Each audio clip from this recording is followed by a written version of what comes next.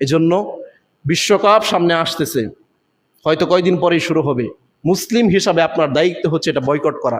আপনার আমার এই সাধারণ কয়েকজনের বয়কটে কিছুই হবে না, এই খেলাও বন্ধ হবে না, কিছুই হবে না। কিন্তু আমরা যদি অন্তর থেকে বয়কট করতে পারি, তাহলে অন্তত আল্লাহ সুবহানাহু ওয়া তাআলার সামনে কাল কিয়ামতের ময়দানে দাঁড়িয়ে প্রশান্ত চিত্তে বলতে পারবো, আল্লাহ, গোটা পৃথিবীর সমস্ত মানুষ যখন এই ইহুদি খ্রিস্টানদের এই ভেড়াজালের মধ্যে তারা নিমজ্জিত হয়ে গিয়েছিল, তখন ওই মুহূর্তে এই সব কিছু থেকে নিজেদেরকে বিরত রেখেছিলাম আল্লাহ। এই কথা আমরা অন্তত বলতে পারবো। এই কথা তো আল্লাহর সামনে আমরা দাঁড়িয়ে বলতে পারবো। আল্লাহ যখন নিয়ামত সম্পর্কে আমাদেরকে অবহিত করবেন, তখন তো বলতে পারবো যে আল্লাহ, সমস্ত মুসলিমরা, সমস্ত ইহুদি খ্রিস্টানরা, পৃথিবীর সমস্ত মানুষ যখন এই ফুটবল বিশ্বকাপের উত্তেজনায় গা ভাসিয়ে তারা এটার আমেজে মেতে উঠেছিল, ওই মুহূর্তে আল্লাহ এই সব কিছুকে বর্জন করে শুধু তোমার জন্য বর্জন করেছিলাম। এই কথাটা বলতে পারবো অন্তত। আর আপনি সেই হাদিস কেন ভুলে যান? রাসূলুল্লাহ সাল্লাল্লাহু আলাইহি ওয়াসাল্লাম বলছেন, মান তাশাব্বাহা বিকওমিন ফাহুয়া মিনহুম। যেই ব্যক্তি দুনিয়াতে যার অনুসরণ করবে, কাল কিয়ামতের ময়দানে তার হাসর হবে তার সাথে। যেই ব্যক্তি যেই নেতার অনুসরণ করবে, সেই নেতার সাথেই তার হাসর হবে। আপনার নেতা যদি হয় মুহাম্মদুর রাসূলুল্লাহ সাল্লাল্লাহু আলাইহি ওয়াসাল্লাম, হাসরও তার সাথেই আপনার হবে। আপনার ভালোবাসার আদর্শের ব্যক্তিত্ব যদি হয় মুহাম্মদুর রাসূলুল্লাহ সাল্লাল্লাহু আলাইহি ওয়াসাল্লাম, হাসরও তার সাথেই হবে। জান্নাতেও আপনি তার সাথে যেতে পারবেন। সেই হাদিস আপনারা শুনেন। আল্লাহ নবী সাল্লাল্লাহু আলাইহি ওয়াসাল্লাম বলছেন যে, মান আহাব্বা সুন্নতি ফাকাদ আহাব্বানি ওয়া মান আহাব্বানি কানা মাইয়া ফিল জান্নাহ। যেই ব্যক্তি আমার একটা সুন্নতকে ভালোবাসবে, আমার আদর্শকে ভালোবাসবে, মান আহাব্বা সুন্নতি, যে আমার একটা সুন্নতকে ভালোবাসবে, ফাকাদ আহাব্বানি, সে প্রকৃত পক্ষেই আমি নবীকে ভালোবাসলো। আর যে আমি নবীকে ভালোবাসবে, সে আমি নবীর সাথে জান্নাতে প্রবেশ করবে। মাইয়া ফিল জান্নাহ, সে আমার সাথে জান্নাতে অবস্থান করবে। এই জন্য ডিসিশন আপনি নেবেন, আপনার নেতা কি হবে। আপনি ব্যর্থ যে আপনার নেতা হিসাবে আপনি মুহাম্মদ সাল্লাল্লাহু আলাইহি ওয়াসাল্লামকে গ্রহণ করতে পারেন নাই, কিন্তু আপনি এখানেও ব্যর্থ যে আপনার সন্তানকে, তার নেতাকে আপনি চিনিয়ে দিতে পারেন নাই। এজন্য আপনার সন্তানের নেতা হচ্ছে মেসি, নেইমার, রোনাল্ডো, আরো যত ইহুদি খ্রিস্টানের বাচ্চা আছে, যারা একেবারে অভিশপ্ত, যারা চিরস্থায়ীভাবে জাহান্নামী, যারা জাহান্নামী, এটার সার্টিফিকেট দুনিয়াতে অলরেডি আল্লাহ সুবহানাহু ওয়া তাআলা জানিয়ে দিয়েছেন যে ইহুদি খ্রিস্টানের বাচ্চারা এরা হচ্ছে চিরস্থায়ীভাবে জাহান্নামী, এবং মুসলিমদের চির দুশমন হচ্ছে ইহুদি খ্রিস্টানের বাচ্চারা। এজন্য আপনার সন্তান এই ইহুদি খ্রিস্টানের বাচ্চা, এই অভিশপ্ত, এই লাঞ্ছিত, এই জাহান্নামীদেরকে তার অভিভাবক হিসাবে, তার নেতা হিসাবে গ্রহণ করে নিয়েছে, তার আইডল হিসাবে গ্রহণ করে নিয়েছে। আপনার সন্তান বলে যে আমার আইডল হচ্ছে মেসি। ইভেন এটা নিয়ে এই বিশ্বকাপকে কেন্দ্র করে দেখবেন কত জায়গায় কত ধরনের ফিতনা ফাসাদ, কত ধরনের ফিতনা ফাসাদ, অথচ মুসলিমদের এখানে কোনো কল্যাণই নেই, কোনো কল্যাণই নেই এখানে মুসলিমদের। না, আপনি ধর্ম বাদ দেন, ধর্ম বাদ দিলেও আপনি জাগতিকভাবে যদি বিষয়টাকে দেখেন, এরপরেও তো এখানে কোনো লাভ নেই। কি লাভ আছে এখানে বলেন তো? এই যে এক ফুটবল বিশ্বকাপকে কেন্দ্র করে যে গোটা পৃথিবীর সমস্ত মানুষ এত উন্মাদনায় মেতে আছে, এখানে ফায়দাটা কি বলেন? না আছে দুনিয়াবি কোনো ফায়দা, না আছে পরকালীন কোনো ফায়দা। কিন্তু আফসোস হয়, কষ্ট লাগে কি জানেন, যে হয়তো আগামী মুসলিম দেশগুলো এমন অবস্থা হয়েছে যে আগামী মনে হয় 2034 সালের যে বিশ্বকাপ, এটার ব্যাপারে অলরেডি সৌদি আরব প্রস্তুতি গ্রহণ করতেছে, যেটা হচ্ছে রাসূলুল্লাহ সাল্লাল্লাহু আলাইহি ওয়াসাল্লাম এবং শত শত সাহাবীদের ভূমি, যেখানে তারা জন্মগ্রহণ করেছেন, যেখানে তারা ইসলাম প্রচার এবং প্রসারের জন্য তাদের জীবনকে বিলিয়ে দিয়েছেন। এই মুসলিম কান্ট্রিগুলোতেও আজকে এই দুনিয়াবি এই বিশ্বকাপ, এই ফুটবল খেলার পিছনে তারা মেতে উঠেছে। কষ্ট লাগে খুব। এই জন্য যেই ব্যক্তি তার লজ্জায় স্থানকে হেফাজত করতে পারবে, রাসূল সাল্লাল্লাহু আলাইহি ওয়াসাল্লাম বলছেন, তাকে জান্নাতে নিয়ে যাওয়ার জিম্মেদারি আমি স্বয়ং মুহাম্মদুর রাসূলুল্লাহ সাল্লাল্লাহু আলাইহি ওয়াসাল্লাম নিজে নিয়ে নিলাম। তো যেহেতু রাসূলুল্লাহ সাল্লাল্লাহু আলাইহি ওয়াসাল্লাম নিজে জান্নাতের জিম্মেদারি নেবেন, তার মানে আমাদের অঙ্গ প্রত্যঙ্গের ক্ষেত্রে এই জিহব্বা কত বেশি পাওয়ারফুল একটা অঙ্গ প্রত্যঙ্গের মধ্যে পড়ে। এজন্য যদিও এই জিহব্বা একেবারে ছোট সামান্য, কিন্তু এটার পাওয়ার অনেক বেশি। কারণ এই জিহব্বা দিয়ে কোরআন তেলাওয়াত করা হয়, এই জিহব্বা দিয়ে আল্লাহর প্রশংসা বর্ণনা করা হয়, এই জিহব্বা দিয়ে মানুষকে দাওয়াত দেওয়া হয়, এই জিহব্বা দ্বারাই কল্যাণকর কথাগুলি বলা হয়। অপরদিকে আবার এই জিহব্বা দিয়েই মানুষের নামে গীবত করা হয়, এই জিহব্বা দিয়েই পরনিন্দা চর্চা করা হয়, এই জিহব্বা দিয়েই মিথ্যার চর্চা করা হয়, এই জিহব্বা দিয়েই বিভিন্ন ধরনের ফিতনা ফাসাদ সৃষ্টি করা যায়, এই জিহব্বার মাধ্যমেই সমাজের মধ্যে শিরক বিদআত এগুলো ছড়িয়ে দেওয়া যায়। এজন্য জিহব্বা অত্যন্ত গুরুত্বপূর্ণ একটা বিষয় এবং এটার হেফাজত অত্যন্ত জরুরি। কোনো মুসলিম ব্যক্তি যদি এই জিহব্বার, এই জবানের হেফাজত করতে না পারে, তাহলে এই জবান, এই জিহব্বা তাকে জাহান্নামে ফেলে দিবে।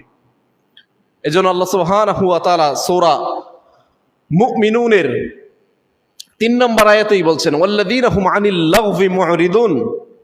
মুমিনদের অন্যতম একটা বৈশিষ্ট্য হচ্ছে যে মুমিনরা অনর্থক অযথা কথাবার্তা থেকে তাদের জবানকে হেফাজত করবে। জবানের হেফাজত ব্যতীত কোনো ব্যক্তি প্রকৃত মুমিন হতে পারবে না।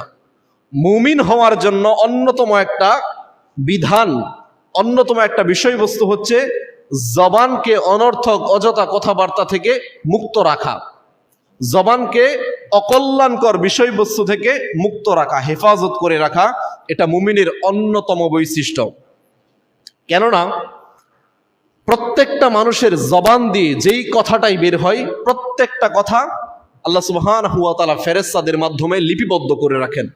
যেটা আল্লাহ সুবহানাহু ওয়া তাআলা কোরআনে বলছেন, মা ইয়ালফিযু মিন কওলিন ইল্লা লাদাইহি রাকীবুন আতীদ। মানুষ একটি কথাও উচ্চারণ করে না, মানুষ এমন একটি কথাও উচ্চারণ করে না যেই কথাটা তাদের নিকট নিয়োজিত যেই ফেরেশতা রয়েছে, যেই রক্ষক রয়েছে, যেই হিসাব রক্ষক রয়েছে, তারা লিপিবদ্ধ করে না। এমন একটা কথাও মানুষ বলে না। তার মানে মানুষ যে কয়টা কথা বলে, প্রত্যেকটা কথা ছোট হোক বড় হোক, সত্য হোক মিথ্যা হোক, কল্যাণকর হোক অকল্যাণকর হোক, প্রত্যেকটা কথাই ফেরেশতারা নোট করে রাখেন, লিপিবদ্ধ করে রাখেন। এজন্য প্রত্যেকটা কথা বলার আগে জবান দিয়ে কি বের হচ্ছে এটা বিবেচনা করা উচিত, যে আমার জবান দিয়ে সত্য বের হচ্ছে নাকি মিথ্যা বের হচ্ছে, কল্যাণ বের হচ্ছে নাকি অকল্যাণ বের হচ্ছে। কেননা আমার প্রত্যেকটা কথাই লিপিবদ্ধ করা হচ্ছে, ফেরেশতারা লিখে রাখতেছেন। এজন্য এই আয়াত প্রমাণ করে এটাই যে ফেরেশতারা আমাদের কথা লিপিবদ্ধ করে রাখেন। অতএব একজন মুমিনের জন্য এটাই উচিত যে মুমিন তার জবান দিয়ে কখনো অকল্যাণকর অশুভ কোনো কথা সে বলবে না, অশুভ কথা থেকে, অকল্যাণকর কথা থেকে তার জবানকে সে হেফাজত করে রাখবে। এরপরের বিষয়বস্তু হচ্ছে অকল্যাণকর কথা না বলে চুপ থাকা। আপনি কথা বলার মতো কোনো স্কোপ নেই, ওই মুহূর্তে আপনি চুপ থাকেন, যে এক জায়গায় অকল্যাণকর কথাই হচ্ছে সেখানে আপনি চুপ থাকেন, এটাও আল্লাহ সুবহানাহু ওয়া তাআলা ইবাদত হিসাবে লিপিবদ্ধ করবেন। মুমিনের দুইটা বৈশিষ্ট্য থাকা উচিত। এক, মুমিন কথা বলবে, তার জবান দিয়ে কথা বলবে। আবার মুমিন এমনও জায়গা রয়েছে যেই জায়গায় কথা বলবে না, চুপ থাকবে। কারণ রাসূলুল্লাহ সাল্লাল্লাহু আলাইহি ওয়াসাল্লাম বলছেন যে মান কানা ইউমিনু বিল্লাহি ওয়াল ইয়াউমিল আখির, যেই ব্যক্তি আল্লাহ এবং পরকালে বিশ্বাস রাখে, আল্লাহ এবং পরকালে যারা প্রকৃত অর্থে বিশ্বাস রাখে, যে ফালইয়াকুল খায়রান আও লিয়াসমুত, সেই সমস্ত ব্যক্তিরা যেন পারলে উত্তম কথা বলে, কল্যাণকর কথা বলে, অন্যথায় আও লিয়াসমুত, সে যেন চুপ থাকে। তার মানে মুমিন ব্যক্তির জবান দিয়ে যেটা বের হবে সেটা কল্যাণকর কথা, অন্যথায় মুমিন ব্যক্তি চুপ থাকবে, তার জবান দিয়ে কোনো অকল্যাণকর কথা বের হবে না। রাসূলুল্লাহ সাল্লাল্লাহু আলাইহি ওয়াসাল্লাম এমনটাই বলছেন। কিন্তু আমরা যদি আমাদের চরিত্রের সাথে এই হাদিসকে মিলিয়ে দেখি, তাহলে এটার টোটালি উল্টা, পুরোটাই উল্টা। যে সারাদিন মুখ দিয়ে যত ধরনের কথাবার্তা বের হয়, যত কথা আমরা প্রয়োগ করি এই জবান দিয়ে, কয়টা কথা কল্যাণকর, কয়টা কথা সত্য, কয়টা কথা আমাদের জন্য, অপর ভাইয়ের জন্য কল্যাণ বই আনতেছে। বরঞ্চ কারো সাথে সাক্ষাৎ হওয়ার সাথে সাথেই জবান দিয়ে এমন কিছু অশ্লীল কথাবার্তা আমরা বের করি যেগুলো আমরা আমাদের জবান দিয়ে এখানে পেশ করতে সক্ষম নয়, বলতে পারবো না। সাক্ষাৎ হচ্ছে, অনেক দিন পর সাক্ষাৎ হচ্ছে, সালামও নেই, কোনো আদব নেই, কোনো কল্যাণকর কথা নেই, মুখ দিয়ে এমন কিছু অশ্লীল কথা আমরা বের করতেছে যেগুলো আমরা প্রকাশ্যে দেখতে পাচ্ছি। যে এক বন্ধুর সাথে বন্ধুর সাক্ষাৎ হচ্ছে, সে জবান দিয়ে এমন এক অশ্লীল কথা বলে ফেললো যেটা বলা মোটেও উচিত নয়। এই হচ্ছে আমাদের অবস্থা। কিন্তু একজন মুমিনের বৈশিষ্ট্য এটাই হবে যে মুমিনের জবান দিয়ে কোনো অকল্যাণকর কথা, অশুভ কথা তার জবান দিয়ে বের হবে না। সমস্ত ধরনের অকল্যাণকর কথা এবং সমস্ত ধরনের অশুভ কথা থেকে মুমিন তার জিহ্বাকে হেফাজত করবে। এটা রাসূলুল্লাহ সাল্লাল্লাহু আলাইহি ওয়াসাল্লামের আদেশ আমাদের জন্য। এরপরে দেখেন, একটি কথাই, জবানের সামান্য একটি কথাই মানুষকে জাহান্নামে ফেলে দিতে পারে। একটি কথাই, জবান দিয়ে এমন কোন কথা যদি বের হয়ে যায় যেটা আপনার ঈমানকে ধ্বংস করে দিবে, যেটা আপনাকে ইসলাম থেকে খারিজ করে দিবে, ইসলাম থেকে বহিষ্কার করে দিবে, এমন একটি কথাই আপনাকে জাহান্নামে ফেলে দিবে। এজন্য কথা বলার আগে জবানে লাগাম দেওয়া উচিত। জবান দিয়ে যা বের হয় তাই না বলা উচিত। আবু হুরায়রা রাদিয়াল্লাহু আনহু থেকে বর্ণিত, তিনি বলেন রাসূলুল্লাহ সাল্লাল্লাহু আলাইহি ওয়াসাল্লামকে বলতে শুনেছেন যে মানুষ চিন্তা ভাবনা না করে এমন কথাবার্তা বলে ফেলে যার দ্বারা তার পদস্খলন ঘটে এবং পূর্ব পশ্চিমের মধ্যবর্তী দূরত্ব এর চেয়ে বেশি দুজখে পতিত হয়ে যায়। মানুষ তার জবান দিয়ে এমন কথা বলে ফেলে সে চিন্তা ভাবনা না করেই। আমরা তো কথাবার্তা বলি, কয়জন ব্যক্তি কথা বলার আগে চিন্তা ভাবনা করেন যে কি বলতেছি, মুখ দিয়ে কি বলতেছে, এই চিন্তা ভাবনা কয়জন ব্যক্তি করেন? বরঞ্চ যা আসে তাই হুটহাট করে বলে ফেলতেছি। রাসূলুল্লাহ সাল্লাল্লাহু আলাইহি ওয়াসাল্লাম বলতেছেন যে, আবু হুরায়রা রাদিয়াল্লাহু আনহু বলতেছেন রাসূলুল্লাহ সাল্লাল্লাহু আলাইহি ওয়াসাল্লামকে বলতে শুনেছি যে মানুষের মধ্যে এমন কিছু মানুষ আছে যারা কথা বলার সময় চিন্তা ভাবনা না করে হুট করে এমন কথা বলে ফেলে যার দ্বারা তার পদস্খলন ঘটে এবং পূর্ব ও পশ্চিমের মধ্যবর্তী দূরত্ব থেকে বেশি দুজখে গিয়ে পতিত হয়। এত মারাত্মক কথা, কথার ভার এত বেশি, কথার পাওয়ার এত বেশি যে উম্মু সালামা, আল্লাহ নবী সাল্লাল্লাহু আলাইহি ওয়াসাল্লামের স্ত্রী, তিনি একদিন আয়েশা রাদিয়াল্লাহু আনহার ব্যাপারে বলেছিলেন যে আয়েশা রাদিয়াল্লাহু আনহাই একদিন বলেছিলেন যে উম্মু সালামা রাসূলুল্লাহ সাল্লাল্লাহু আলাইহি ওয়াসাল্লামের একজন স্ত্রী ছিলেন, বলছিলেন উনি একটু খাটো সাইজের, শুধু এতটুকু বলেছিলেন। রাসূল সাল্লাল্লাহু আলাইহি ওয়াসাল্লামের কাছে আয়েশা রাদিয়াল্লাহু আনহা বললেন যে ইয়া রাসূলুল্লাহ, উম্মু সালামা হচ্ছে একটু খাটো, একটু বেটে, এতটুকুই বলেছিলেন। এরপরে আর কোনো বাক্য তিনি বলেন নাই। রাসূলুল্লাহ সাল্লাল্লাহু আলাইহি ওয়াসাল্লাম বলতেছিলেন যে আয়েশা, তোমার এই সামান্য কথাটাকে যদি একটা সমুদ্রের মধ্যে নিক্ষেপ করা হয়, সমস্ত সমুদ্রের পানি ধ্বংস হয়ে যাবে। এই কথার ভার এত বেশি। সামান্য একটু তুচ্ছ করে বলেছিল যে সে একটু বেটে, সে একটু খাটো টাইপের, এতটুকু বলাতে আল্লাহ নবী বলতেছেন তোমার এই মুখের কথা, এই সামান্য কথাটা যদি একটা সাগরের মধ্যে নিক্ষেপ করা হয়, সাগরের সমস্ত পানি ধ্বংস হয়ে যাবে। এই কথার ভার এত বেশি। এজন্য জবান দিয়ে আমরা চিন্তা ভাবনা না করে হুট করে যদি এমন কোনো কথা বলে ফেলি যেই কথার দ্বারা আমাদেরকে জাহান্নামে চলে যেতে হবে, এই জন্য জবানের মধ্যে আমাদের তালা দেওয়া উচিত। আব্দুল্লাহ ইবনে মাসউদ রাদিয়াল্লাহু আনহু বলেন, ওয়াল্লাযী লা ইলাহা ইল্লাহু গায়রুহু মা আলাল আরদি শাইউন আহওয়াজু ইলা তুলি সিজনিন মিন লিসান। অর্থাৎ সেই সত্তার কসম যিনি ছাড়া কোনো ইলাহ নেই, ভূপৃষ্ঠে সবকিছুর চেয়ে জিহ্বায় সবচেয়ে বেশি বন্ধিত্ব ও নিয়ন্ত্রণের মুখাপেক্ষী। আব্দুল্লাহ ইবনে মাসউদ বলতেছেন, ওই সত্তার শপথ যিনি ছাড়া কোনো ইলাহ নেই, ভূপৃষ্ঠে সবচাইতে বিপজ্জনক বিষয়বস্তু হচ্ছে মানুষের জিহ্বা। সবচাইতে বিপজ্জনক, যেটা মানুষের নিয়ন্ত্রণাধীন, মানুষ চাইলেও এটাকে নিয়ন্ত্রণ করতে পারে না। মানুষ চাচ্ছে তার জবানকে হেফাজত করতে, কিন্তু এটাকে সে নিয়ন্ত্রণ করতে পারছে না। এটা এত বেশি বিপজ্জনক যে এই জিহ্বা তার নিয়ন্ত্রণের বাহিরে, নিয়ন্ত্রণার বাহিরে, সে চাইলেও এটাকে নিয়ন্ত্রণ করতে পারবে না। এত বেশি মারাত্মক বিপজ্জনক হচ্ছে মানুষের এই দেহের মধ্যে এই জিহ্বা, এই জবান। এজন্য জবানের হেফাজত অত্যন্ত জরুরি। এরপরে দেখেন রাসূলুল্লাহ সাল্লাল্লাহু আলাইহি ওয়াসাল্লাম বলেছেন, বান্দা কোনো কোনো সময় এমন কথা মুখ দিয়ে বলে যাতে আল্লাহ তাআলা সন্তুষ্ট হয়ে যান। এই জবান দিয়েই মানুষ এমন কিছু কথা বলে ফেলে যার দ্বারা আল্লাহ সুবহানাহু ওয়া তাআলা সন্তুষ্ট হয়ে যান এবং এজন্যই তার পদমর্যাদা বৃদ্ধি করে দেন।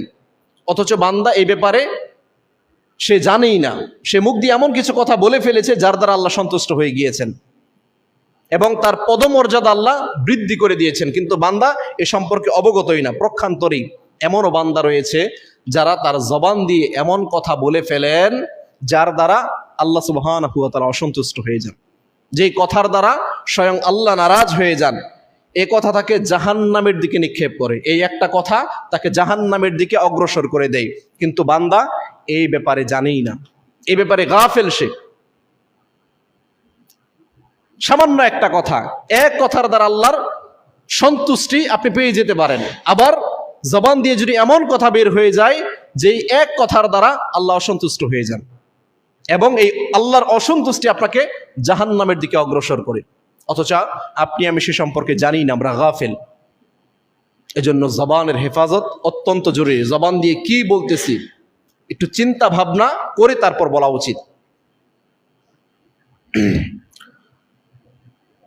আলী ইবনে হুসাইন রাদিয়াল্লাহু আনহু থেকে বর্ণিত, তিনি বলেন রাসূলুল্লাহ সাল্লাল্লাহু আলাইহি ওয়াসাল্লাম বলেছেন, কোনো ব্যক্তির ইসলামের সৌন্দর্য এই যে সে অনর্থক কাজ ও কথা পরিত্যাগ করবে। একজন ব্যক্তির ইসলামের সৌন্দর্য হচ্ছে সে অনর্থক কাজ এবং অনর্থক কথা থেকে নিজেকে মুক্ত রাখবে। এখন আমরা তো সারাদিনই কাজ করি, কেউ আর বসে থাকি না, সারাদিনই কাজ করি, কিন্তু এই কাজের মধ্যে কয়টা কাজ কল্যাণকর আর কয়টা কাজ অনর্থক, কয়টা কাজ প্রকৃত অর্থেই কাজ আর কয়টা কাজ অনর্থক, এটা একটু চিন্তা করে দেখুন। আমরা কথা তো বলি সারাদিন, জবানকে তো আর বিরতি দেই না, যতক্ষণ বলি ততক্ষণ কি আমরা আমাদের জবান দিয়ে কল্যাণকর কথা বলি নাকি অকল্যাণকর কথা বলি? কিন্তু ইসলামের সৌন্দর্য ছিল একজন ব্যক্তি ইসলামের মধ্যে আছে, তার সৌন্দর্য হচ্ছে সে অনর্থক কাজ এবং অনর্থক কথা থেকে নিজেকে মুক্ত রাখবে। এই যে সামনেই আসতেছে, কয়দিন পরেই মনে হয় বিশ্বকাপ শুরু হয়ে যাবে, 2026 সালের ফিফা বিশ্বকাপ। এটাকে ইসলামের দৃষ্টিতে ইসলাম দিয়ে একটু বিবেচনা করে দেখেন তো, এটা কি ইসলামের কোনো বিধানের মধ্যে পড়ে নাকি এটা ইসলাম একেবারে অনর্থক করে দিয়েছেন? একটু চিন্তা ভাবনা করে দেখেন। কিন্তু এই বিশ্বকাপকে কেন্দ্র করে দেখবেন গোটা মুসলিম সমাজের মধ্যে যে উন্মাদনা, ঈদের মধ্যেও এত আমেজ মুসলিমদের মধ্যে দেখা যায় না। যে উৎসব আল্লাহ সুবহানাহু ওয়া তাআলা মুসলিমদের জন্য নির্বাচন করেছেন, নিয়োজিত করেছেন, এই উৎসবের মধ্যেও মুসলিমদের মধ্যে এই উন্মাদনা, এই উৎসব, এই আমেজ তাদের মধ্যে দেখা যায় না। এই ফুটবল বিশ্বকাপকে কেন্দ্র করে মুসলিমরা যত বেশি আজকে উন্মাদনায় মেতে আছে। বিশ্বকাপ এখনো শুরুই হয় নাই, কত শত মুসলমানের সন্তান তারা তাদের বাড়ির মধ্যে, তাদের ছাদের মধ্যে বিভিন্ন দেশের পতাকা লাগিয়ে রেখেছে, অথচ মুসলিমরা স্পষ্ট জানে যে এরা মুসলমান না। আল্লাহ সুবহানাহু ওয়া তাআলা স্পষ্টভাবে জানিয়েছেন মুসলিমদের সবচাইতে বড় জাতিগত শত্রু হচ্ছে ইহুদি খ্রিস্টানের বাচ্চারা। আল্লাহ স্পষ্ট বলেছেন মুসলিমদের সবচাইতে বড় মানুষ হিসাবে জাতিগত শত্রু হচ্ছে ইহুদি খ্রিস্টানরা। এটা মুসলিমরা জানে, এই মেসেজ মুসলিমদের কাছে আছে, বরঞ্চ মুসলিমরা তাদের দিন শুরু করে কিভাবে? ইহুদি খ্রিস্টানদের বিরোধিতা করে। মুসলিমরা তাদের দিনের সূচনাটাই শুরু করে ইহুদি খ্রিস্টানদের বিরোধিতার মাধ্যমে।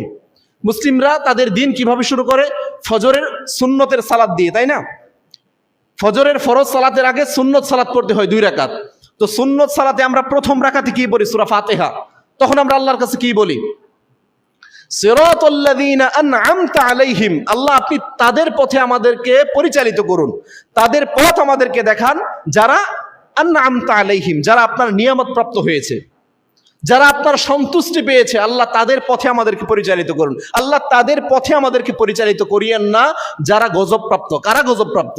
আল্লাহ তো স্পষ্ট বলেছেন ইহুদি খ্রিস্টানরা, ইসলাম ব্যতীত যত ধর্ম আছে সব ধর্মই আল্লাহর গজবপ্রাপ্ত। একমাত্র আল্লাহর কাছে মনোনীত ধর্ম হচ্ছে ইন্নাদ-দীন ইনদাল্লাহিল ইসলাম। ইসলাম একমাত্র আল্লাহর নিকট মনোনীত ধর্ম। আল্লাহ এই ধর্মের প্রতি সন্তুষ্টি প্রকাশ করেছেন। ওয়ারাদিতু লাকুমুল ইসলাম দীনা, আল্লাহ এই দ্বীনের উপর তিনি সন্তুষ্টি প্রকাশ করেছেন। পৃথিবীতে কত শত ধর্ম রয়েছে, কত মতাদর্শ রয়েছে পৃথিবীতে, সমস্ত মতাদর্শকে আল্লাহ বাতিল হিসাবে আখ্যায়িত করে একমাত্র ধর্ম হিসাবে, একমাত্র দিন হিসাবে আল্লাহ ইসলামকে নিয়োজিত করেছেন, মনোনীত করেছেন, এবং এই ধর্মের প্রতি তিনি সন্তুষ্টি প্রকাশ করেছেন। তো প্রত্যেকটা মুসলিমের বাচ্চা তার দিন শুরু করতেছে গায়রিল মাগদুবি আলাইহিম, আল্লাহ তাদের পথে আমাদেরকে পরিচালিত করিয়েন না যারা ধ্বংসপ্রাপ্ত।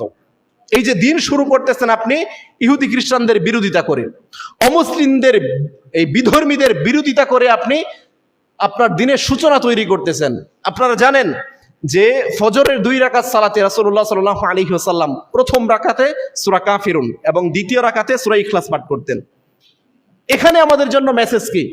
সূরা কাফিরুনের মধ্যে প্রথম আমরা কি বলি? কুল ইয়া আইয়ুহাল কাফিরুন, হে কাফের সম্প্রদায়, লা আ'বুদু মা তা'বুদুন, লা আ'বুদু মা তা'বুদুন, তোমরা যেই উপাসনা করো, তোমরা যেই মূর্তি পূজার দেবদেবীর অনুসরণ করো, আমি সেই দেবদেবীর অনুসরণ করি না। তোমরা যেই রবের ইবাদত করো, আমরা সেই রবের ইবাদত করি না। এখানে প্রকাশ্যে আমরা ইহুদি খ্রিস্টানদের বিরোধিতা করতেছি। ইহুদি খ্রিস্টানরা আল্লাহ বাদে তারা তাদের দেবদেবীর অনুসরণ করে, আর আমরা বলতেছি কি? কুল ইয়া আইয়ুহাল কাফিরুন, হে কাফেরেরা, হে ইহুদি খ্রিস্টানের বাচ্চারা, হে মুশরিকরা, হে আল্লাহর গজবপ্রাপ্ত দলেরা, লা আ'বুদু মা তা'বুদুন, তোমরা যেই রবের ইবাদত করো, আমরা সেই রবের ইবাদত করি না। আমরা একমাত্র আমাদের রব আল্লাহর ইবাদত করি।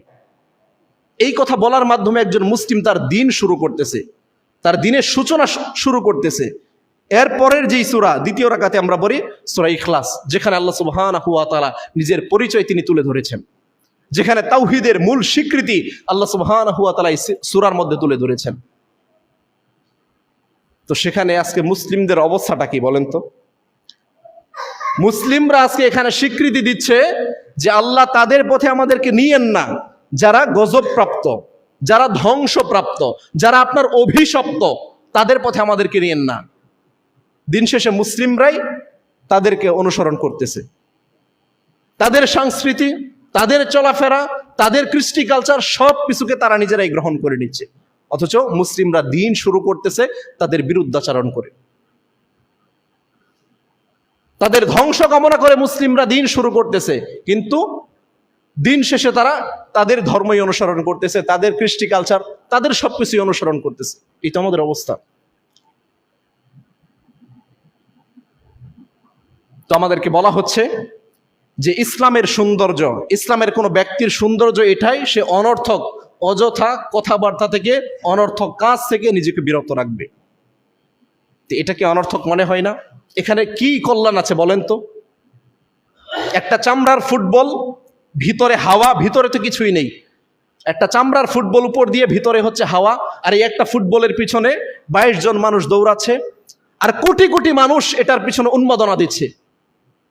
কোটি কোটি মানুষ আনন্দে মেতে উঠতেছে, কোটি কোটি মানুষ অশ্লীলতায় মেতে উঠতেছে, কোটি কোটি মানুষ প্রকাশ্যে মদ পান করে যাচ্ছে এই ফুটবল খেলাকে কেন্দ্র করে। কোটি কোটি মানুষ এই জুয়ার মধ্যে মেতে উঠতেছে এই ফুটবল খেলাকে কেন্দ্র করে। তারা কারা? তারা মুসলিমরা, মুসলিম ঘরের সন্তানেরা। তো এগুলো কি অনর্থক নয়? অযথা কর্ম নয় এগুলো? এগুলো কি মানে দিন বিরোধী কর্মকাণ্ড নয়?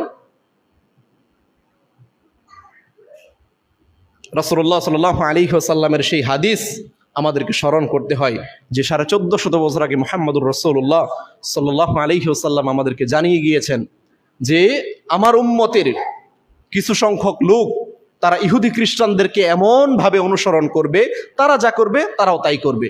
ইভেন যদি ইহুদি খ্রিস্টানরা গুই সাপের গর্তের মধ্যে প্রবেশ করে, মুসলিমরাও তাই করবে। তাই হচ্ছে, বাস্তবিকভাবে তো তাই হচ্ছে। এটা প্রকাশ্যে দেখতে পাচ্ছি। আল্লাহ নবী সাল্লাল্লাহু আলাইহি ওয়াসাল্লাম 1400 বছর আগে ভবিষ্যৎবাণী করে গিয়েছেন, এটার বাস্তবিক রেজাল্ট আমরা এখন স্বচক্ষে দেখতে পাচ্ছি। আপনি বলতে পারেন যে হুজুর সব জায়গায় ধর্ম টানেন কেন? খেলার জায়গায় খেলা থাক, ধর্ম টানেন কেন? ধর্ম এই জন্যই টানি যে পরকালীন জীবনে 2টা স্থানই রয়েছে, এক জান্নাত, এক জাহান্নাম। এর মাঝখানে আর কোনো জায়গা নেই। আপনি যে বলবেন যে আমি জান্নাতে যাব না, জাহান্নামে যাব না, এর মাঝখানে কোনো জায়গা নেই। 2টা জায়গায় আছে, এক জান্নাত, এক জাহান্নাম। এই জন্য চুজ আপনাকে করতে হবে। আপনি ধর্ম মানবেন নাকি ধর্মের বিরুদ্ধাচরণ করবেন, আপনাকে চয়েস করতে হবে, ডিসিশন আপনাকে নিতে হবে। আল্লাহ সুবহানাহু ওয়া তাআলা মুসলিমদের জন্য এই দিনকে, ইসলামটাকে পূর্ণ করেছেন।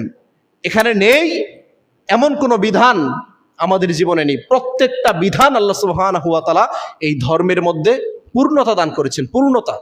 আল্লাহ নবী সাল্লাল্লাহু আলাইহি ওয়াসাল্লাম কি খেলাধুলা করেন নাই? আল্লাহ নবী সাল্লাল্লাহু আলাইহি ওয়াসাল্লাম আয়েশা রাদিয়াল্লাহু আনহাকে নিয়ে তিনি দৌড় প্রতিযোগিতা করেছেন। গান বাজনা ইসলামের মধ্যে নেই। আমরা বাদ্যযন্ত্র এবং নোংরা অশ্লীলতাকে আমরা হারাম বলি, কিন্তু গান বাজনা যদি আপনার কথা সুন্দর হয়, গানের মধ্যে যদি আপনার কথা সুন্দর হয়, আল্লাহর প্রশংসা ভেসে আসে, মুহাম্মদুর রাসূলুল্লাহ সাল্লাল্লাহু আলাইহি ওয়াসাল্লামের আনুগত্যের কথা ভেসে আসে, সেটাকে আমরা হারাম বলি না, বরং সেটা হালাল।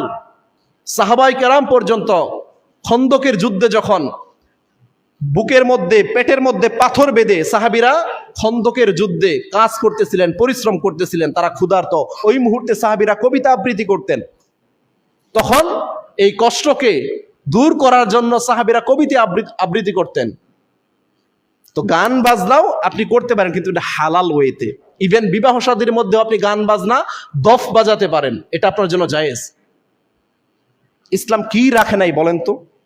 ওই ইহুদি খ্রিস্টানদের কাছ থেকে ধার করে, তাদের সংস্কৃতি থেকে নিয়ে তারপর মুসলিমদেরকে চলতে হবে, এই নীতিমালা আল্লাহ সুবহানাহু ওয়া তাআলা ইসলামে দেয়নি। বরং আল্লাহ ইসলামটাকে আল ইয়াউমা আকমালতু লাকুম দীনাকুম ওয়া আতমামতু আলাইকুম নি'মাতি ওয়া রাদিতু লাকুমুল ইসলাম দীনা। আল্লাহ ইসলামটাকে পূর্ণ করে দিয়েছেন। নতুন করে যে কোনো বাপ দাদার কাছ থেকে কোনো বিষয়বস্তু এনে, কোনো সংস্কৃতি এনে, কোনো কৃষ্টি কালচার এনে তারপর আপনার ধর্ম চালাতে হবে, আল্লাহ এমনটা করেন নাই। বরঞ্চ ইসলামটাকে আল্লাহ পূর্ণ করে দিয়েছেন, কিভাবে চলবেন সবকিছু করে দিয়েছেন। বরঞ্চ ইসলাম থেকে ধার করে এই ইহুদি খ্রিস্টানরা তাদের জীবন পরিচালনা করে। আর মুসলিমদের আজকে এত দুর্দশা চলে এসেছে যে মুসলিমরা ওই ইহুদি খ্রিস্টানদের কাছ থেকে, যারা গজবপ্রাপ্ত, যারা অভিশপ্ত, যারা একেবারে চিরস্থায়ীভাবে জাহান্নামে, তাদের ধর্ম থেকে, তাদের কৃষ্টি কালচার থেকে ধার করে এনে মুসলিমদেরকে চলতে হয়। সুবহানাল্লাহ, লা হাওলা ওয়ালা কুওয়াতা ইল্লা বিল্লাহ, আস্তাগফিরুল্লাহ ওয়া আতুবু ইলাইহি। তো যেই বিষয়ের মধ্যে মুসলিমদের কোনো কল্যাণ নেই, যে কাজের মধ্যে মুসলিমদের কোনো কল্যাণ নেই, যে কথার মধ্যে মুসলিমদের কোনো কল্যাণ নেই, সে কথার মধ্যে, সেই কাজের মধ্যে মুসলিমরা থাকতে পারে না।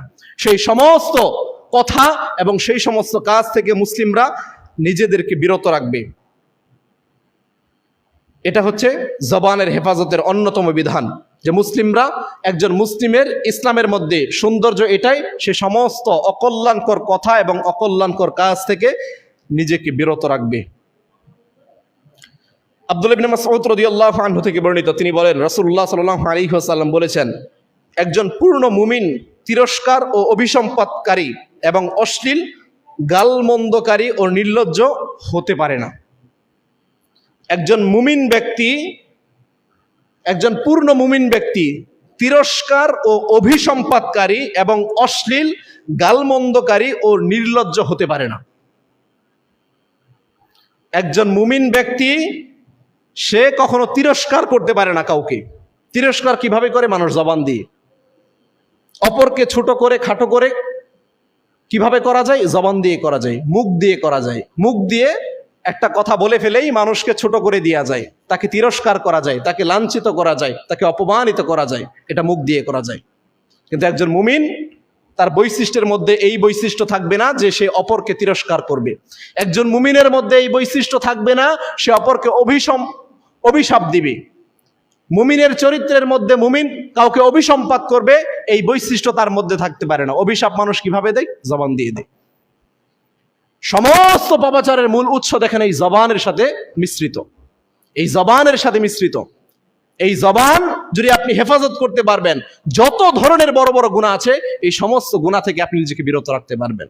আর এই জবানের হেফাজত যদি না থাকে, যত ধরনের বড় গুনাহ রয়েছে, যত ধরনের বড় অপরাধ রয়েছে, এই জবান দিয়ে আপনি করে ফেলবেন। এই জবান দিয়ে মানুষের বিরুদ্ধে মিথ্যা অভিযোগ দায়ের করা যায়। একজন মানুষের জীবনকে জেলখানায় চিরজীবনের জন্য বন্দী করে দিয়ে যায় এই জবান দিয়ে, মিথ্যা অভিযোগ দিয়ে।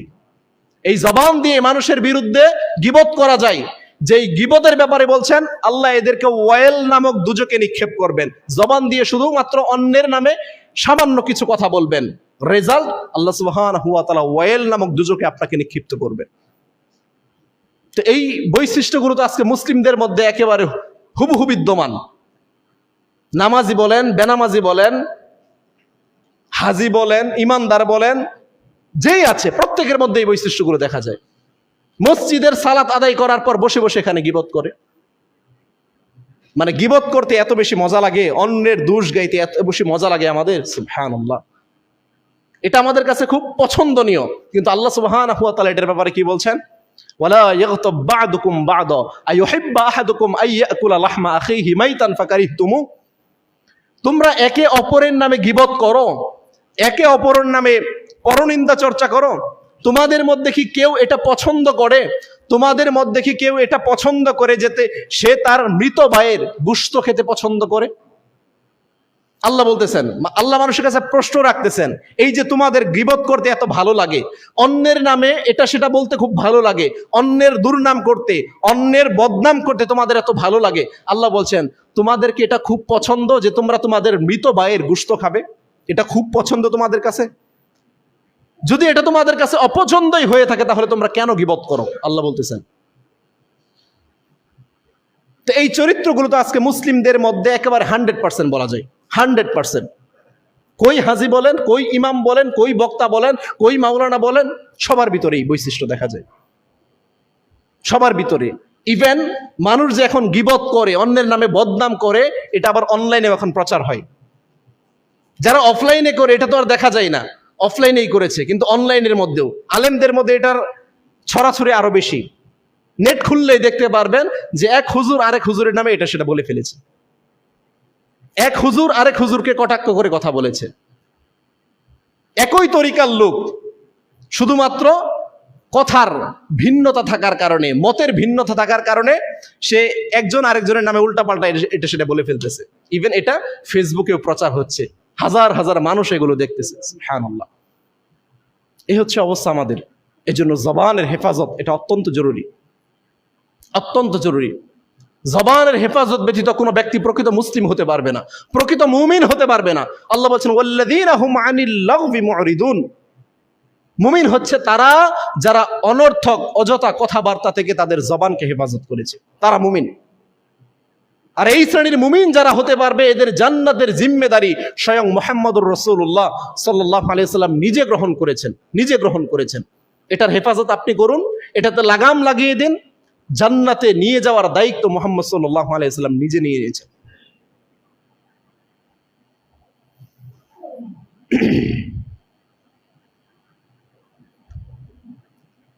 জবানের কারণে মানুষ জাহান্নামে যাবে।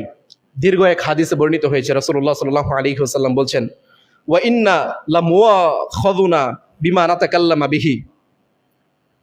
হে আল্লাহর নবী, মুআজ রাদিয়াল্লাহু আনহু বলতেছেন, হে আল্লাহর নবী, আমরা যে কথাবার্তা বলি সেই কারণেও কি আমাদেরকে পাকড়াও করা হবে?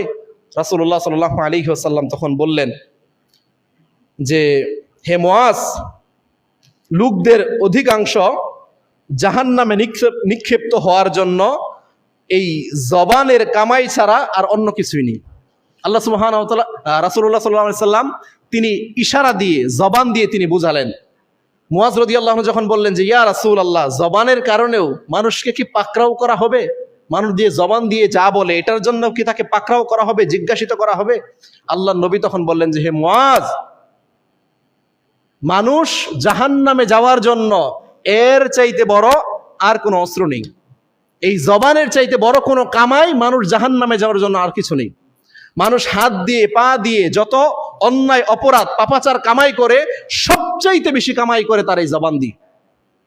জাহান্নামে যাওয়ার জন্য সবচাইতে বেশি মানুষ কামাই করে তার এই অঙ্গ প্রত্যঙ্গ, গোটা দেহের মধ্যে সবচাইতে বেশি জবান দিয়ে। আল্লাহ নবী সাল্লাল্লাহু আলাইহি ওয়াসাল্লাম বলতেছেন, এজন্য জবান মানুষকে জাহান্নামে নিয়ে যাবে। জবানের হেফাজত অত্যন্ত জরুরি। রাসূলুল্লাহ আবু সুফিয়ান ইবনে আব্দুল্লাহ আস-সাকাফি রাদিয়াল্লাহু থেকে বর্ণিত, তিনি বলেন, আমি রাসূলুল্লাহ সাল্লাল্লাহু আলাইহি ওয়াসাল্লামকে বললাম, আমার কোনো বিষয়ে আপনি সবচাইতে বেশি আশঙ্কা করেন, কোন বিষয়ে সবচাইতে বেশি ভয় পান?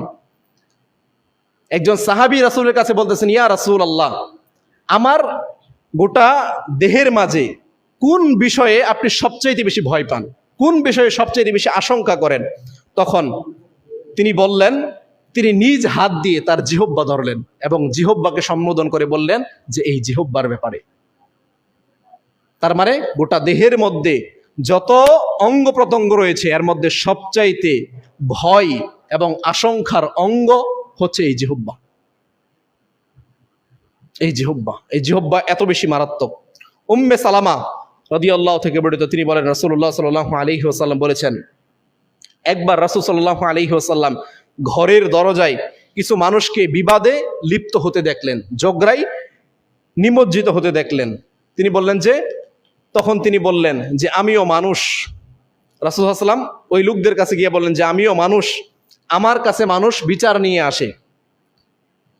কখনো এমন হয় যে তোমাদের একজনের চেয়ে অপরজনের দলিল উপস্থাপনে বেশি পারঙ্গম, মানে একজনের চাইতে আরেকজনের দলিল বেশি শক্তিশালী হয়, একজনের চাইতে আরেকজনের উপস্থাপন আরো বেশি সুন্দর হয়, শক্তিশালী হয়। ফলে দলিল উপস্থাপন থেকে আমি কাউকে সত্যবাদী মনে করি আর সেই ভিত্তিতে কারো পক্ষে ফাইসালা করি। কখনো যদি এমন ঘটে যে আমি অপর মুসলিমের হক কারো জন্য ফাইসালা করে দিলাম, তাহলে শুনে রাখো তা হবে জাহান্নামের আগুনের একটি টুকরা। আল্লাহ নবী সাল্লাল্লাহু আলাইহি ওয়াসাল্লাম নিজে কত বেশি আশঙ্কা করেন, কত বেশি ভয় পান তার জবান সম্পর্কে। তিনি বলতেছেন যে মানুষ বিবাদে লিপ্ত হয়, মারামারিতে কাটাকাটিতে লিপ্ত হয় এবং আমার কাছে তারা বিচার সালিশ নিয়ে আসে আর আমি তাদের বিচার করি। তাদের বিচার করার সময় কেউ কারো চাইতে বেশি শক্তিশালী দলিল আমার কাছে উপস্থাপন করে, কারো পক্ষে দলিলটা বেশি শক্তিশালী হয়, কারো পক্ষে একটু কম হয়। কখনো যদি এই বিচার করার ক্ষেত্রে আমি 19-20 করে ফেলি, কোনো মানুষের হক যদি আমি নষ্ট করে ফেলি, কোনো মানুষের প্রতি যদি আমি জুলুম করে ফেলি, কোনো মানুষের হক যদি আমি অন্যায়ভাবে হরণ করে ফেলি, তাহলে এই অন্যায়টুকু, এই বিচারটুকু আমার জন্য হবে জাহান্নামে যাওয়ার অন্যতম কারণ, জাহান্নামের একটা আগুন হবে এটা। আল্লাহ নবী সাল্লাল্লাহু আলাইহি ওয়াসাল্লাম এত বেশি ভয় করতেন। আর আমাদের সমাজের নেতারা কি? আমাদের সমাজের নেতাদের হাতে পয়সা কিছু ধরিয়ে দিলেই তারা যে কারো পক্ষে সাফাই গেয়ে নিচ্ছে, যে কারো পক্ষে রায় দিয়ে দিচ্ছে। অথচ আল্লাহ নবী সাল্লাল্লাহু আলাইহি ওয়াসাল্লাম পৃথিবীর মধ্যে সর্বশ্রেষ্ঠ ব্যক্তি, সর্বশ্রেষ্ঠ বিচারক, সেই ব্যক্তিও তার জিহব্বা সম্পর্কে এত বেশি ভয় পেতেন যে তার জিহব্বা ন্যায়ের পথে আছে নাকি অন্যায়ের দিকে চলে যাচ্ছে, এই ব্যাপারে এত বেশি ভয় পেতেন। আর আমাদের সমাজের নেতাদের অবস্থা কি? পকেটের মধ্যে কয়েক টাকা ঢুকলেই সে অন্যায়ের পক্ষ নিয়ে নিচ্ছে, জালেমের পক্ষ নিয়ে নিচ্ছে। এজন্য জিহব্বার হেফাজত, জবানের হেফাজত, এটা অত্যন্ত জরুরি। আর অনেকগুলো বিষয়বস্তু রয়ে গিয়েছিল, কারণ জিহব্বা কাল কিয়ামতের ময়দানে আল্লাহ সুবহানাহু ওয়া তাআলার সামনে কথা বলতে পারবে না। তখন ওই মুহূর্তে কথা বলবে মানুষের অঙ্গ প্রত্যঙ্গ। আপনারা সেই আয়াত জানেন যে আল-ইয়াওমা নাখতিমু আলা আফওয়াহিহিম ওয়া তুকাল্লিমুনা আইদিহিম ওয়া তাশহাদু আরজুলুহুম বিমা কানু ইয়ামালুন। আল্লাহ সুবহানাহু ওয়া তাআলা কিয়ামতের ময়দানে প্রত্যেকটা মানুষের জবানকে তালা বন্ধ করে দিবেন, জবানের মধ্যে মোহর লাগিয়ে দিবেন। ওই মুহূর্তে মানুষের জবান দিয়ে আর কিছু বলতে পারবে না। দুনিয়াতে বলেছে, সত্যও বলেছে, মিথ্যাও বলেছে, কল্যাণকর কথাও বলেছে, অকল্যাণকর কথাও বলেছে, এই স্বাধীনতা তার ছিল। কিন্তু হাসরের ময়দানে, কিয়ামতের ময়দানে আল্লাহ সুবহানাহু ওয়া তাআলা প্রত্যেকটা মানুষের জবানকে মোহর লাগিয়ে দিবেন। ওই মুহূর্তে মানুষের বিরুদ্ধে গিয়ে কথা বলবে তার অঙ্গ প্রত্যঙ্গ, হাত কথা বলবে, পা কথা বলবে, চক্ষু কথা বলবে, প্রত্যেকটা অঙ্গ প্রত্যঙ্গ, প্রত্যেকটা পশম সেদিন আল্লাহর কাছে কথা বলবে যে সে এই হাত দিয়ে কি অন্যায় করেছে, এই পা দিয়ে কোন অন্যায়ের পথে হেঁটেছে, এই চোখ দিয়ে কি অশ্লীলতার সাথে সে নিমজ্জিত ছিল, সেদিন কথা বলবে। জবান আর কথা বলতে পারবে না, জবান আর কথা বলতে পারবে না। এই জন্য কোনো ব্যক্তি যদি তার অঙ্গ প্রত্যঙ্গ হেফাজত করতে চায়, তার প্রধান অঙ্গ হচ্ছে যে তার জবানের হেফাজত করুক। কেউ যদি জবানের হেফাজত করে ফেলে, বাকি সমস্ত অঙ্গ প্রত্যঙ্গের হেফাজত খুব সহজভাবে সে করতে পারবে, খুব সহজভাবে সে করতে পারবে। এরপর দেখেন, সর্বশেষ খুতবার সময় যেহেতু শেষ হয়ে যাচ্ছে, সাধারণত আমাদের কথা 4 ধরনের হয়ে থাকে। আমরা যে কথা বলে থাকি জবান দিয়ে, আমাদের কথা সাধারণত 4 ধরনের হয়ে থাকে। এক ধরনের কথা হচ্ছে পুরোটাই কল্যাণকর, আরেকটা কথা হচ্ছে পুরোটাই ক্ষতিকর, পুরোটাই অকল্যাণকর। আবার এমন কথা আছে যে কল্যাণ এবং অকল্যাণ দুইটা মিশ্রিত। আবার আরেক ধরনের কথা আছে যে কথাতে দুনিয়া ও আখিরাতের কোনো ক্ষতিই নেই, দুনিয়া ও আখিরাতের লাভ ক্ষতির কিছুই নেই, এমনও কথা রয়েছে। এই কথা হচ্ছে 4 ধরনের। এজন্য কথার ক্ষেত্রে শারঈ কিছু বিধান রয়েছে, কথার ক্ষেত্রে শারঈ কিছু বিধান রয়েছে শরীয়তের। প্রথমত হচ্ছে কথা বলতে হবে আপনাকে যাচাই বাছাই করে। আপনাকে যাচাই বাছাই বিহীন কথা বলার অধিকার শরীয়ত দেয়নি। রাসূলুল্লাহ সাল্লাল্লাহু আলাইহি ওয়াসাল্লাম বলছেন, কাফা বিল মারই কাযিবান আই ইউহাদ্দিসা বিকুল্লি মা সামিআ। কোন ব্যক্তি যা শুনে তাই বলতে থাকে, যেটা শুনে সেটাই বলতে থাকে। একজন মানুষের কাছে কিছু শুনেছে এবং সেটাই বলতেছে, সে যাচাই বাছাই করেনি। কাফা বিল মারই কাযিবান আই ইউহাদ্দিসা বিকুল্লি মা সামিআ। যাহা শুনে তাহাই বলিতে থাকে, একজন ব্যক্তি মিথ্যাবাদী হওয়ার জন্য এতটুকুই যথেষ্ট। একজন ব্যক্তি মিথ্যাবাদী হিসাবে সাব্যস্ত হবে শুধু এতটুকুতেই, সে যা শুনে তাই বলতে থাকে, এটাকে যাচাই বাছাই সে করে না। এই চরিত্র তো আমাদের অধিকাংশ মানুষের মধ্যে। আজকে যা শুনতে পাচ্ছি তাই বলতেছি, এটা সত্য কতটুকু মিথ্যা কতটুকু, সঠিক না বেঠিক একটু যাচাই বাছাই করার চেষ্টা করি না। অমুকের কাছ থেকে একটা কথা শুনেছি, এই কথাটা সেইভাবেই বাজারে গিয়ে উপস্থাপন করে দিচ্ছি, বলে দিচ্ছি। রাসূলুল্লাহ সাল্লাল্লাহু আলাইহি ওয়াসাল্লাম বলছেন যে একজন ব্যক্তি মিথ্যাবাদী হওয়ার জন্য এতটুকুই যথেষ্ট, যে যা শুনে তাই বলতে থাকে। এজন্য যা শুনবেন তাই বলা যাবে না, যা শুনবেন তাই মিডিয়ার মধ্যে প্রচার করা যাবে না, যা শুনবেন এটাই ফেসবুকের মধ্যে প্রচার করে দেওয়া যাবে না। আপনি তথ্য যাচাই করুন, কথা সত্য না মিথ্যা, কতটুকু সত্য কতটুকু মিথ্যা যাচাই করুন, তারপর আপনি বলুন। তা না হলে আপনি মিথ্যাবাদী হিসাবে কাল কিয়ামতের ময়দানে আল্লাহ সুবহানাহু ওয়া তাআলার দরবারে সাব্যস্ত হবেন। এজন্য কথা বলার আগে আমাদেরকে যাচাই বাছাই করে তারপর কথা বলতে হবে। কারণ আল্লাহ সুবহানাহু ওয়া তাআলা বলছেন যে তোমরা ধারণা থেকে বেঁচে থাকো, সন্দেহ থেকে তোমরা বেঁচে থাকো, কেননা এই ধারণাই হচ্ছে সবচাইতে বড় মিথ্যা। আমরা অনেক সময় ধারণা করে কথা বলি না, বা কারো কাছ থেকে কিছু শুনেছি এবং ভাবতেছি এটাই ঠিক আছে, আশঙ্কা করে আমরা বলে ফেলি। আল্লাহ সুবহানাহু ওয়া তাআলা বলছেন এই ধারণাই সবচাইতে বড় মিথ্যা। এই জন্য তোমরা ধারণা থেকে বেঁচে থাকো। কথা বলার আগে অবশ্যই যাচাই বাছাই করে তারপর কথা বলো। আল্লাহ সুবহানাহু ওয়া তাআলা বলছেন, ইয়া আইয়ুহাল্লাযীনা আমানু ইন জাআকুম ফাসিকুম বিনাবাইন ফাতাবায়্যানু আন তুসিবু কওমান বিজাহালাতিহিম ফাতুসবিহু আলা মা ফাআলতুম নাদিমিন। হে মুমিনগণ, কোন ফাসিক যদি তোমাদের কাছে কোনো সংবাদ নিয়ে আসে, তবে ভালোভাবে যাচাই বাছাই করে দেখবে, যাতে তোমরা অজ্ঞাতবশত কোন সম্প্রদায়ের ক্ষতি করে না বসো। কোন ব্যক্তি যদি তোমাদের কাছে কোন সংবাদ নিয়ে আসে, তখন তোমরা সেটাকে যাচাই বাছাই করো, সেটাকে জাস্টিফাই করো। জাস্টিফাই না করে, যাচাই বাছাই না করে সেটা তোমরা অন্য কারো কাছে বলতে যাও না এবং প্রয়োগ করতে যেও না। কারণ তোমরা অন্যায়ভাবে অন্য কোনো সম্প্রদায়ের ক্ষতি করে ফেলো না, ক্ষতি হয়ে যেতে পারে যদি যাচাই বাছাই না করো। এজন্য কেউ কথা নিয়ে এসেছে, কথা বলেছে, এটাকে যাচাই বাছাই ছাড়া সেটা কোনো উদ্যোগ গ্রহণ করা যাবে না, সেই কথা বিশ্বাস করা যাবে না। অবশ্যই একজন মুমিনের বৈশিষ্ট্য এটাই হবে, মুমিন কথা শোনার পর যাচাই বাছাই করবে। এটা শুধুমাত্র দুনিয়ার ক্ষেত্রে নয়, বরঞ্চ ধর্মের ক্ষেত্রেও, ইসলামের ক্ষেত্রেও এমনটাই আল্লাহ সুবহানাহু ওয়া তাআলা বলছেন। আল্লাহ বলছেন, ফাসআলু আহলা যিকির, ও হে পৃথিবীর অজানা মানুষেরা, যারা তোমরা জানো না, যারা অজ্ঞাত, তোমরা তোমাদের কাছে যারা জানলেওয়ালা মানুষ আছে, যারা আলেম আছে, তাদের কাছ থেকে তোমরা জেনে নাও। কিসের মাধ্যমে? বিল বাইনাতি ওয়াজ জুবুর, দলিল এবং প্রমাণের ভিত্তিতে। তোমরা একটু যাচাই বাছাই করো, দলিল সংগ্রহ করো, দলিল আদিল্লা প্রমাণগুলো তোমাদের সামনে উপস্থাপন করো, তারপর তোমরা সেটাকে গ্রহণ করো, তারপর তোমরা সেটাকে মানো। ধর্মের ক্ষেত্রেও দুনিয়াবী ক্ষেত্রেও কোনো কথাকে যাচাই বাছাই ছাড়া গ্রহণ করা যাবে না।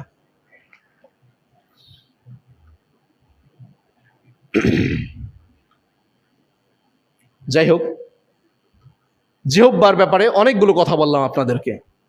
মোটামুটি অন্তত এতটুকু বুঝতে পেরেছেন যে গোটা দেহের মধ্যে সবচাইতে বিপজ্জনক, সবচাইতে আশঙ্কাজনক অঙ্গ প্রত্যঙ্গের মধ্যে হচ্ছে জিহ্বা, যেটা মানুষকে এক কথার দ্বারা জাহান্নামে নিক্ষেপ করতে পারে। জবান দিয়ে যদি এমন কোনো শিরকি কথা বের হয়ে যায়, এই এক শিরকি কথা আপনাকে জাহান্নামে নিয়ে যাবে। আপনি সারা বছর আল্লাহর ইবাদত করেছেন, বন্দেগী করেছেন, আপনি ধর্ম মেনটেন করে চলেছেন, শরিয়া মেনটেন করে চলেছেন, কিন্তু মৃত্যুর আগে যদি একবার আপনার জবান দিয়ে শিরকি কোনো কথা বের হয়ে যায়, আল্লাহ বিরোধী কোনো কথা বের হয়ে যায়, ঈমান বিধ্বংসী কোনো কথা বের হয়ে যায়, আপনার ধ্বংস অনিবার্য এই একটা কথার মাধ্যমে, এক কথার মাধ্যমে। এই শিরকি কথাগুলি অধিকাংশ সময় দেখবেন মা বোনদের জবান দিয়ে এই শিরকি কথাগুলি বেশি বের হয়।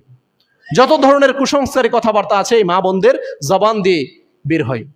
এজন্য জবানের হেফাজত করুন। মা বোনরা ধর্ম সম্পর্কে জানুন আর জবানের হেফাজত করুন। জবান দিয়ে যদি এমন কোনো কথা বের হয়ে যায়, এই এক কথা আপনাকে জাহান্নামে নিয়ে যাবে, জাহান্নামে নিয়ে যাওয়ার জন্য যথেষ্ট হয়ে যাবে। এজন্য মা বোনরা আপনারা সতর্ক থাকুন, জবানকে হেফাজত করুন, জবানে তালা লাগিয়ে দিন। আল্লাহ সুবহানাহু ওয়া তাআলা ফিতরতিভাবেই মহিলাদের জবান বন্ধ থাকবে, মহিলাদের জবান দিয়ে কথা কম বের হবে এবং মহিলাদের জবান একেবারে নিম্নমানের হবে। আল্লাহ সুবহানাহু ওয়া তাআলা মহিলাদের জন্য এইভাবেই ব্যবস্থাপনা রেখেছেন যে মহিলারা নিম্ন আওয়াজ দিয়ে কথা বলবে, অল্প কথা বলবে। কিন্তু মা বোনদের মধ্যে আজকে কোনো মা বোন যদি একত্রিত হয়ে যায়, এক ঘরের মা বোন আরেক ঘরের কোনো মা বোনের সাথে যদি একত্রিত হয়ে যায়, তাদের জবান দিয়ে কত ধরনের কথাবার্তা, এই কথার মধ্যে কত ধরনের ঈমান বিধ্বংসী কথাবার্তা বের হয়ে যায়। এ সম্পর্কে আপনারা সতর্ক থাকুন, কারণ আপনার জবান আপনাকে জাহান্নামে নিয়ে যাবে, আবার আপনার এই জবানই আপনাকে জান্নাতে নিয়ে যাবে। আল্লাহ সুবহানাহু ওয়া তাআলা আমাদের সকলকে সঠিক বোঝার এবং সে অনুযায়ী আমল করার তৌফিক দান করুন। আল্লাহুম্মা আমিন।